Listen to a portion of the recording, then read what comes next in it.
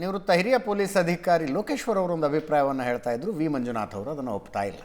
ಅಲ್ಲ, ಒಪ್ತಾ ಹೆಂಗೆ ಹೋಗಬೇಕಾಗಿತ್ತು ಅನ್ನೋದನ್ನು ಹೇಳಿದ್ರು ಅವರು. ಅದಕ್ಕೆ ನಾನು ಒಪ್ತಾ ಇಲ್ಲ ಅನ್ನೋದಕ್ಕಿಂತ ಬಹಳಷ್ಟು ನಮ್ಮ ನ್ಯಾಯಾಂಗದ ವ್ಯವಸ್ಥೆ ಏನಿದೆ ನಿಜಕ್ಕೂ ಅಲ್ಲಿ ಯಾವುದೇ ಲೋಪದೋಷ ಇಲ್ಲ. ಅತ್ಯಂತ ವೈಜ್ಞಾನಿಕವಾಗಿ ವೈಚಾರಿಕವಾಗಿರುವಂತಹ ವ್ಯವಸ್ಥೆ.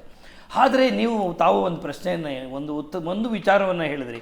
ಬಹಳಷ್ಟು ಪ್ರಕರಣಗಳಲ್ಲಿ ಯಾಕೆ ಅಪರಾಧಿಗಳು ತಪ್ಪಿಸ್ಕೊಳ್ತಾರೆ, ಅವರನ್ನು ಯಾಕೆ ನಿರ್ದೋಷಿ ಅಂತ ನ್ಯಾಯಾಲಯ ಬಿಡುಗಡೆ ಮಾಡುತ್ತೆ ಅಂತ ನೋಡಿ. ಬಹಳಷ್ಟು ಪ್ರಕರಣಗಳಲ್ಲಿ ನಮ್ಮ ಸಾಹೇಬ್ರಿಗೂ ಗೊತ್ತದು, ಬಹಳ ಜನ ವಿಟ್ನೆಸ್ಗಳು ಹಾಸ್ಟೈಲ್ ಆಗ್ತಾರೆ, ತಮಗೂ ಗೊತ್ತು. ಹೌದು, ಅವರು ಹಾಸ್ಟೈಲ್ ಆಗಿ ಪ್ರಾಸಿಕ್ಯೂಷನ್ಗೆ ತದ್ವಿರುದ್ಧವಾದ ಸಾಕ್ಷಿಯನ್ನು ಹೇಳಿದಾಗ ನ್ಯಾಯಾಧೀಶರಿಗೆ ಬೇರೆ ದಾರಿ ಇಲ್ಲ. ಯಾಕೆಂದರೆ ಸಾಕ್ಷಿಯ ಆಧಾರಗಳ ಮೇಲೆ ತೀರ್ಪನ್ನು ಕೊಡಬೇಕಾಗಿರುತ್ತೆ. ಇನ್ನು ತಾವು ಮೊದಲು ಒಂದು ಮಾತು ಹೇಳಿದ್ರಿ, ಡೆತ್ ನೋಟ್ ಇದ್ದರೂ ಸಹ ಯಾಕೆ ಇಂಥವರಿಂದನೇ ಡೈಯಿಂಗ್ ಡಿಕ್ಲರೇಷನ್ ಇದ್ದರೂ ಸಹ ಯಾಕೆ ಬಿಡುಗಡೆ ಆಗಿಬಿಡ್ತಾರೆ, ಯಾಕೆ ಅದು ಪ್ರೂವ್ ಆಗಲ್ಲ, ಯಾಕೆ ನ್ಯಾಯಾಲಯ ಅಂಥವ್ರಿಗೆ ಶಿಕ್ಷೆಯನ್ನು ಕೊಡೋದಿಲ್ಲ ಡೈಯಿಂಗ್ ಡಿಕ್ಲರೇಷನ್ ಆಧಾರದ ಮೇಲೆ ಅಂತ.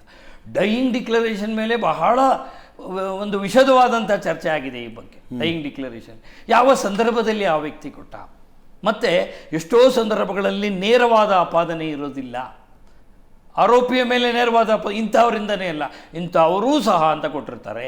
ಅಥವಾ ಇಂಥವ್ರು ಹೇಳಿದರು, ಆಮೇಲೆ ನನಗೆ ಜೀವನದಲ್ಲಿ ಜಿಗುಪ್ಸೆ ಆಯಿತು, ಇವ್ರು ಅಂದಿದ್ದಕ್ಕಲ್ಲ, ಅವ್ರು ಅಂದಿದ್ರು ಆ ಥರ, ಆದರೆ ನನ್ನ ಜೀವನದಲ್ಲಿ ಜಿಗುಪ್ಸೆ ಆದ್ದರಿಂದ ನಾನು ಆತ್ಮಹತ್ಯೆ ಮಾಡ್ಕೊಳ್ತಾ ಇದ್ದೀನಿ ಅಂತ ಹೇಳ್ತಾರೆ. ಇಂಥದ್ದನ್ನೆಲ್ಲ ಇಂಟರ್ಪ್ರಿಟೇಷನ್ ಬಂದಾಗ ನೇರವಾಗಿ ಆ ವ್ಯಕ್ತಿ ಹೊಣೆಯಾಗಿರೋದಿಲ್ಲ. ಈ ಎಲ್ಲ ಕಾರಣಗಳಿಂದ ಬೆನಿಫಿಟ್ ಆಫ್ ಡೌಟಿಂದ ಬಿಡುಗಡೆಗೆ ಇಲ್ಲವೇ ಹೊರತು ನಾನು ಅಬೆಟ್ಮೆಂಟ್ ಟು ಸುಸೈಡ್ ಪ್ರಕರಣಗಳನ್ನು ಹೇಳಿಲ್ಲ ಸರ್, ಮರ್ಡರ್ ಕೇಸ್ಗಳಲ್ಲಿ ಮರ್ಡರ್ ಕೇಸ್ಗಳಲ್ಲಿ ಇಂಥವರಿಂದ ನನಗೆ ಸಾವು ಹಲ್ಲೆ ಆಗಿದೆ ನನ್ನ ಮೇಲೆ ಅಂತ ಹೇಳ್ಬೋದು. ನನಗೆ ಇಂಥವರಿಂದ ಯಾವತ್ತೋ ಒಂದು ದಿನ ನನ್ನ ಜೀವಕ್ಕೆ ಅಪಾಯ ಇದೆ ಅಂತ ಹೇಳಿದ್ರು ಯಾಕೆ ಬಿಡುಗಡೆ ಆಗ್ತಾರೆ? ಆತನೇ ಕೊಲೆ ಮಾಡಿದ್ದಕ್ಕೆ ಸಾಬೀತಾಗಬೇಕಲ್ಲ, ಕೊರಾಬರೇಟ್ ಆಗಬೇಕಲ್ಲ ಎವಿಡೆನ್ಸು. ಆತ ಕೋಪದಲ್ಲಿ ಹೇಳಿರ್ಬೋದು, ಯಾರೇ ಇಬ್ಬರು ಜಗಳ ಆಡುವಾಗ ತಾವು ನೋಡಿರ್ಬೋದು, ನೋಡು ನಿನ್ನೊಂದಿನ ಮುಗಿಸ್ತೇ ಇದ್ದರೆ ಕೇಳು ನಾನು ಹೊಂದಿರ್ತಾನೆ, ಅದಾದ 3ನೇ ದಿವಸಕ್ಕೆ ಅವನನ್ನ ಯಾರು ಕೊಂದರೆ ಅವನೇ ಹೇಳಿದ್ದಾನೆ ಅಂತ ಹೇಳೋಕ್ಕಾಗಲ್ಲ. ಅದು ಕೊರಾಬರೇಟ್ ಆಗಬೇಕು, ಆ ಸಮಯ ಸರ್ಕಮ್ಟೆನ್ಷಿಯಲ್ ಎವಿಡೆನ್ಸ್ ಬೇಕು. ಕೊಲೆಯಾದ ಹಿಂದಿನ ದಿನ ವ್ಯಕ್ತಿ ಏನಾದರೂ ಆತನ ಜೊತೆಯಲ್ಲಿದ್ನ. ನಮ್ಮಲ್ಲೊಂದು ಬಹಳ ಅದ್ಭುತವಾದಂಥ ಲಾಸ್ಟ್ ಸೀನ್ ಟುಗೆದರ್ ಅನ್ನೋದೊಂದು ಥಿಯರಿ ಇದೆ ಕ್ರಿಮಿನಲ್. ಲಾಸ್ಟ್ ಸೀನ್ ಟುಗೆದರ್ ಅಂದರೆ ಸತ್ತ ವ್ಯಕ್ತಿ ಮತ್ತು ಯಾರ ಮೇಲೆ ಆರೋಪ ಇದೆಯೋ ಆ ವ್ಯಕ್ತಿ ಇಬ್ಬರೂ ಕೊನೆಯಲ್ಲಿ ಜೊತೆಯಲ್ಲಿದ್ದಿದ್ದೇ ಆದರೆ ಒಟ್ಟಿಗೆ ಹೋದರು ಅನ್ನೋದನ್ನು ಯಾರಾದರೂ ನೋಡಿ. 1 ಗಂಟೆ ಕೊಲೆ ಆಗಿದೆ ಅಂದರೆ 12 ಗಂಟೆಗೆ ಅವರಿಬ್ಬರನ್ನೂ ಜೊತೆಯಲ್ಲಿ ನಾನು ನೋಡಿದೆ ಒಟ್ಟಿಗೆ ಹೋಗ್ತಾ ಇದ್ರು ಅಂದಾಗ then the inference can be drawn, adverse inference can be drawn against the accused. ಏನು ಅಂದರೆ ಈತನೇ ಮಾಡಿರಬಹುದು. ಯಾಕೆಂದರೆ ಲಾಸ್ಟ್ ಸೀನ್ ಟುಗೆದರ್ ಥಿಯರಿ ನಮ್ಮಲ್ಲಿ ಹೇಗೆ ಈ ಬೆನಿಫಿಟ್ ಆಫ್ ಡೌಟ್ ಅನ್ನೋದೊಂದು ಥಿಯರಿ ಇದೆಯೋ ಆಯ್ತು. ಇದರಲ್ಲಿ ಈ ಪ್ರಕರಣದಲ್ಲಿ ದಕ್ಷಿಣ ಕನ್ನಡ SP ಅವರು ಮಾಡೋದಕ್ಕೆ ಹೊರಟಿದ್ದರ ಬಗ್ಗೆ ತುಂಬ ಟೀಕೆಗಳು ಬಂದು, ಇವೊಂದು ನಾರ್ಕೋ ಅನಲೈಸಿಸ್ ಮಾಡ್ತೀವಿ ಅಂದ್ರೆ ಅವರು ಇಲ್ಲ, ಅದು ಅಥವಾ ಒಪ್ಪಿಗೆ ಟೀಕೆ ಪ್ರಶ್ನೆ ಇನ್ವೆಸ್ಟಿಗೇಷನ್ ಅಲ್ಲಿ 1000 ಇರ್ತೈತೆ. ಏನೇ ಇದ್ರು ಅವರು ಮಾಡೋದು ಆ ಯೋಚನೆ ಮಾಡಿದ್ರೆ ಮತ್ತೆ ಆ ಬುರುಡೆಯ ಮೂಳೆ ಏನು ತಂದಿಕ್ಕಿದ್ದ ಅದ್ರ ಬಗ್ಗೆ ಡೀಟೇಲ್ ಆಗಬೇಕಾಗಿತ್ತು. ಅದು ಒಂದು ನನಗೆ ಗೊತ್ತಿರೋಂಗೆ ಮಿಸ್ಟೇಕ್ ಆಗಿರೋದಿಲ್ಲಿ. ಈಗ ನೆಕ್ಸ್ಟ್ ಸ್ಟೆಪ್ಪಲ್ಲಿ ಅವನು ವಿಚಾರಕ್ಕೆ ಹೋದರೆ ಒಂದು ಬಾಡಿನ ಒಬ್ಬ ವ್ಯಕ್ತಿ ಮಣ್ಣು ಮಾಡೋದಕ್ಕೆ ಯಾವ ಜಾಗದಿಂದ ಯಾವ ಜಾಗಕ್ಕೆ ಎತ್ಕೊಂಡು ಹೋಗ್ಬೇಕಂದಾಗ ಆ ಬಾಡಿಯ ವೆಯ್ಟ್ ಇರುತ್ತಲ್ಲ, ಅದು ಇವನ ಕೈಲಿ ಬೇರಬಲ್ಲ ಅನ್ನೋದು ಪ್ರಶ್ನೆ ಇರುತ್ತೆ. ಇವನು ಅಲ್ಲ, ಅವನೆಂತ ಪ್ರಶ್ನೆ ಇರ್ಬೋದು ಸರ್. ಇವನಿಗಿಂತ ತೂಕ ಇರೋರಿದ್ರೆ ಇವನು ಅದು 1 ಕಿಲೋಮೀಟರಿಂದನೋ 2 ಕಿಲೋಮೀಟರ್ ಹೊತ್ಕೊಂಬರೋಂಥದ್ದಿದ್ರೆ ಅಲ್ಲ, ಯಾರೋ ಅಪರಿಚಿತರು ಸಹ ಸಾಗಿಸೋದಕ್ಕೆ ಸಹಾಯ ಮಾಡಿರ್ಬೋದು. ಅಲ್ಲ, ಅದನ್ನೇ ಪ್ರಶ್ನೆ, ಅದನ್ನ ಡಿಸ್ಕ್ಲೋಸ್ ಆಗಿಲ್ಲ. ಅವನೇನು ಅದನ್ನೆಲ್ಲೂ ಹೇಳಿಲ್ಲ, ಅವನೆಲ್ಲೂ ಹೇಳಿಲ್ಲ. ಅಲ್ಲ, ಆತನ ದೂರು ನಾನು ಏಕಾಂಗಿಯಾಗಿ ಹೋಗ್ತಿದ್ದೆ, ಅವನೊಬ್ಬನೇ ಹೋಗ್ತಿರ್ಬೋದು.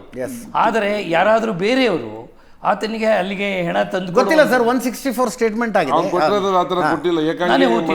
IPC 164 ಅಂತಿದ್ವಿ, ಈಗ ಹೊಸ ಕಾನೂನು ಬಟ್ ಆ ಸ್ಟೇಟ್ಮೆಂಟ್ ಅಂತೂ ಆಗಿದೆ. ಒಂದು ಗುಂಡಿ ತೆಗಿಯಕ್ಕೆ ಒಬ್ಬ ಮನುಷ್ಯನ್ಗೆ ಎಷ್ಟು ಟೈಮ್ ಬೇಕನ್ನೋದನ್ನ ಯೋಚನೆ ಮಾಡಿದ್ವಿ. ಅದು 6 ಮಿನಿಮಮ್ ಒಂದು 5 ಅಡಿ 4 ಅಡಿ ಅಂತಾನೆ ತಗೊಳ್ಳಿ, 6 ಅಡಿ 3 ಅಡಿ ಅದೆಲ್ಲ ಪ್ರಶ್ನೆ ಬೇಡ. ಚಿಕ್ಕದಾಗೆ ತೆಗೆದು ಮಾಡೋಕ್ಕೆ ಅಂತ ಮಾಡಿದ್ರು ಆಳ 4 ಅಡಿ ಏನಾದ್ರು ಒಳಕ್ಕೆ ಹೋಗ್ಬೇಕಂದಾಗ ಎಷ್ಟು ಆಳಾಗಿ ಅವ್ನು ಇಳಿಬೇಕಲ್ಲ, ಅಷ್ಟು ಮಣ್ಣು ತೆಗಿಬೇಕಲ್ಲ, ಎಷ್ಟು ಟೈಮ್ ತಗೊಳುತ್ತೆ. ಮತ್ತು ಬಾಡಿನ ಎಲ್ಲಿಂದನೂ ಎತ್ಕೊಂಬರೋದು ಒಬ್ಬನೇ ಒಂದೆಣ ಆದರೆ ನೀವು ಕ್ವಶನ್ ಮಾಡೋದೇನು ಬೇಕಿಲ್ಲ. ನೂರಾರು ಅವ್ರಿಗೆ ನೂರಾರು ಹೆಣ ಅಂದಾಗ ಇದು ಒಂಥರ ಇದು ಎಷ್ಟು ನಂಬಕ್ಕಾಗದಂಥ ವಿಚಾರ ಅನ್ನೋದನ್ನು ಯಾರೂ ಯೋಚನೆ ಮಾಡಿಲ್ಲ, ನಮ್ಮಲ್ಲಿ ಯಾರೂ ಮಾಡಿಲ್ಲ ಅದನ್ನು. ಆಯ್ತು ಅವ್ನು ಹೇಳ್ದ 164 ಅಂದ ತಕ್ಷಣ ಏನು ದೊಡ್ಡ ವಿಚಾರ ಅದು? 164 ಹೇಳಿದ್ದಾನೆ ಸರಿ, ಬಟ್ ರಿಲೇಬಿಲಿಟಿ ಅದಕ್ಕೇನು ಸಪೋರ್ಟಿಂಗ್ ಥಿಂಗ್ಸ್ ಏನಿದೆ? ಸಪೋರ್ಟಿಂಗ್ ಥಿಂಗ್ಸ್ಗೆ ಈಗ ಎಕ್ಸಿಬಿಷನ್ ಅಲ್ಲ ಎಕ್ಸಿಬಿಷನ್ ಅಂತ ಅವನು ಅದಕ್ಕೆ ಮೊದಲು ಬೇರೆ ಇಂಟ್ರಾಗೇಷನ್ ಆಗಬೇಕಿತ್ತು. ನೀವು ಹೇಳಿದ್ರಲ್ಲ ನಾರ್ಕೋ ಅನಾಲಿಸಿಸ್ಸು, ಬ್ರೈನ್ ಮ್ಯಾಪಿಂಗು, ಇವೆಲ್ಲವೂ ಮಾಡಿ ಕನ್ಫರ್ಮ್ ಮಾಡ್ಕೋಬೇಕಾಯ್ತು ನೀವು. ಅವ್ನು ಹೇಳ್ತಾ ಇರೋದು ಗ್ಯಾರಂಟಿನ ಅಂತ.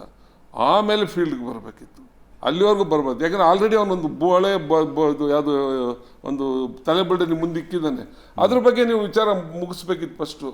ಪೊಲೀಸರು ಅದನ್ನೇ ಮಾಡೋದಕ್ಕೆ ಹೊರಟಿದ್ರು, ಬಟ್ ಪ್ರೆಷರ್ ಕ್ರಿಯೇಟ್ ಆಯ್ತು. ಈಗ ಮಾಡಕ್ ಕೊಟ್ಟಿರೋದು SIT ರಚನೆ ಮಾಡಿ ಇನ್ನ ನಿಮ್ಮನ್ನ ತಾಂಡ್ ಹೋಗ್ತಾನೆ ಇನ್ನ ಮುಂದಕ್ಕೆ. ಈಗ 6ರಲ್ಲಿ ಸಿಕ್ಕಿದ ತಕ್ಷಣ ಅವನೇನು ಹೇಳ್ದ, ಇನ್ನೂ ಇದ್ರಲ್ಲಿ ಇನ್ನೊಂದು 5-6 ಇತ್ತು ಉಣಿದ್ದೆ ನಾನು ಅಂತಾನೆ. ಅಲ್ಲಿವರೆಗೂ ಅವ್ನು ಹೇಳಿರ್ಲಿಲ್ಲ.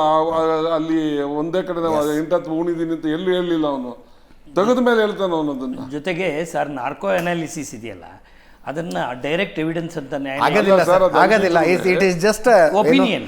ಈ ಮಾರ್ಗದಲ್ಲಿ ಹೋದರೆ ಮೈಸೂರು ತಲುಪುತ್ತೇವೆ ಅನ್ನೋ ಥರ. It is only an opinion of the expert ಅಷ್ಟೇ. ಒಂದು ಹಂತಕ್ಕೆ ತಲುಪೋದಕ್ಕೆ ಅವಕಾಶ ಇತ್ತಲ್ಲ. ಈಗ ಅವರು ಎಕ್ಸ್ಪರ್ಟ್ಸ್ಗಳು ಏನೇ ಪ್ರಯತ್ನ ಮಾಡಿದ್ರು, ಎಷ್ಟೇ ವಿಚಾರ ಅವರು ಮೂಳೆಗಳನ್ನ ಅದೆಲ್ಲ, sir it is not easy. ಒಂದು ರಾತ್ರಿ ಒಂದು ಬೆಳಗ್ಗೆ ಅನಲೈಸ್ ಮಾಡಿ ಅವ್ರು ಹೇಳೋಕ್ಕಾಗೋದಿಲ್ಲ. ಸುಮಾರು ಕೆಲಸ ಬರೀ ಒಂದು ಮೂಳೆಗೆ ಒಂದು ಕಡೆ ಸಿಕ್ಕಿರೋದಕ್ಕೆ. ಇನ್ನು ಅವ್ರು ಹೇಳೋ ಥರದಲ್ಲಿ ಇನ್ನು ಯಾವ್ಯಾವ ಮೂಳೆಗಳು ಸಿಗ್ತಾವೋ ಅವಕ್ಕೆಲ್ಲ ಅವ್ರು ಮಾಡ್ಕೊಂಡು ಕೂತ್ಕೊಂಡ್ರೆ ಅವ್ರ ಕತೆ ಎಲ್ಲಿ ಹೋಗ್ಬೇಕು? ಡಿಸ್ಟ್ರಿಕ್ಟ್ ಅಡ್ಮಿನಿಸ್ಟ್ರೇಷನ್ ಹೋಗ್ಬಿಡುತ್ತೆ. ಧನ್ಯವಾದ ಲೋಕೇಶ್ವರ್ ಸರ್, ಧನ್ಯವಾದ. ಇದರೊಂದಿಗೆ ಇವತ್ತಿನ ಲೆಫ್ಟ್ ರೈಟ್ ಅಂಡ್ ಸೆಂಟರ್ ಮುಗಿಸ್ತಾ ಇದ್ದೀನಿ. ನೇರ ದಿಟ್ಟ ನಿರಂತರ ಸುದ್ದಿಗಾಗಿ ನೋಡ್ತಾ ಇರಿ ಏಷ್ಯಾನೆಟ್ ಸುವರ್ಣ ನ್ಯೂಸ್.